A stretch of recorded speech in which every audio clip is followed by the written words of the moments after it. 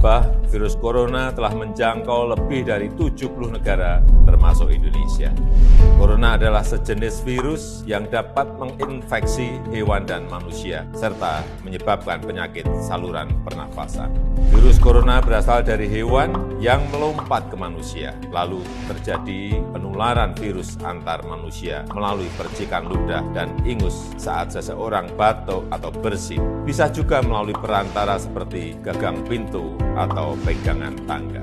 Sejauh ini, virus corona baru ini memiliki tingkat kematian sekitar 2%, jauh lebih rendah dari SARS yang sekitar 10% dan MERS yang sekitar 35%. Indonesia telah mempersiapkan diri menghadapi wabah global virus corona ini. Semua bandara dan pelabuhan telah dilengkapi dengan thermal scanner.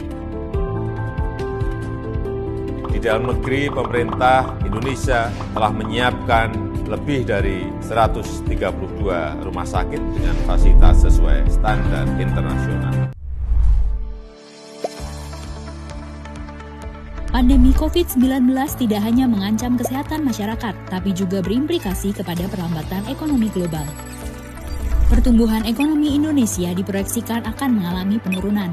Untuk itulah, Presiden mengeluarkan Peraturan Pemerintah Pengganti Undang-Undang Nomor 1 Tahun 2020 tentang Kebijakan Keuangan Negara dan Stabilitas Sistem Keuangan.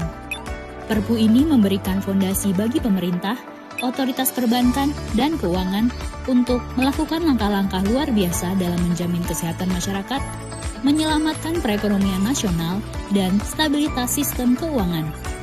Melalui Perpu ini, pemerintah mengucurkan dana Rp405,1 triliun sebagai tambahan belanja dan pembiayaan APBN tahun 2020 dengan alokasi sebagai berikut.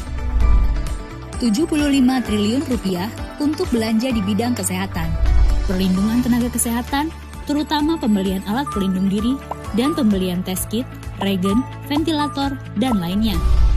Upgrade rumah sakit rujukan termasuk Wisma Atlet. Insentif dokter, perawat, dan tenaga rumah sakit. Santunan kematian tenaga medis, serta penanganan permasalahan kesehatan lainnya. Rp110 triliun dianggarkan untuk perlindungan sosial. 1. Pembebasan dan keringanan tarif listrik. Gratis pembayaran listrik bulan April, Mei, dan Juni 2020 untuk 24 juta pelanggan listrik 450 volt ampere. Diskon 50% pembayaran listrik bulan April, Mei, dan Juni 2020 untuk 7 juta pelanggan listrik 900 volt ampere.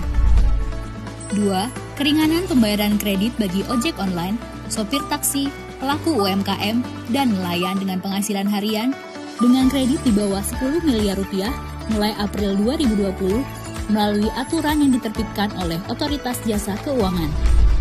3. Cadangan Rp25 triliun untuk pemenuhan kebutuhan pokok serta operasi pasar dan logistik. 4. Kartu sembako, penambahan menjadi 20 juta penerima manfaat, Rp200.000 setiap bulan selama 9 bulan. 5. Program Keluarga Harapan, penambahan menjadi 10 juta keluarga penerima manfaat. Untuk ibu hamil, Rp3 juta per tahun. Untuk anak usia dini, Rp3 juta per tahun. Dan untuk disabilitas, Rp2,4 juta per tahun. 6. Kartu Prakerja untuk 5,6 juta orang pekerja informal serta pelaku usaha mikro dan usaha kecil yang terdampak COVID-19. Penambahan dari Rp10 triliun menjadi Rp20 triliun dengan nilai manfaat dari Rp650.000 sampai Rp1 juta per bulan selama 4 bulan ke depan. Rp70,1 triliun untuk stimulus sektor industri. 1. Stimulus fiskal. Penggratisan PPh 21 untuk para pekerja sektor industri pengolahan dengan penghasilan maksimal Rp200 juta per tahun. Pembebasan PPh pasal 22 impor untuk 19 sektor tertentu, baik di lokasi pajak kemudahan impor tujuan ekspor atau KITE dan non-KITE. Relaksasi PPh pasal 25 sebesar 30% untuk sektor tertentu, baik di lokasi KITE dan non-KITE. Restitusi PPN dipercepat bagi 19 sektor tertentu untuk menjaga cash flow dan likuiditas keuangan pelaku usaha.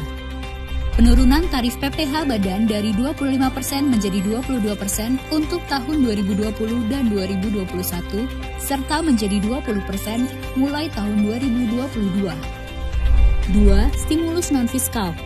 Penundaan pembayaran pokok dan bunga selama 6 bulan untuk semua skema kredit usaha rakyat yang terdampak COVID-19.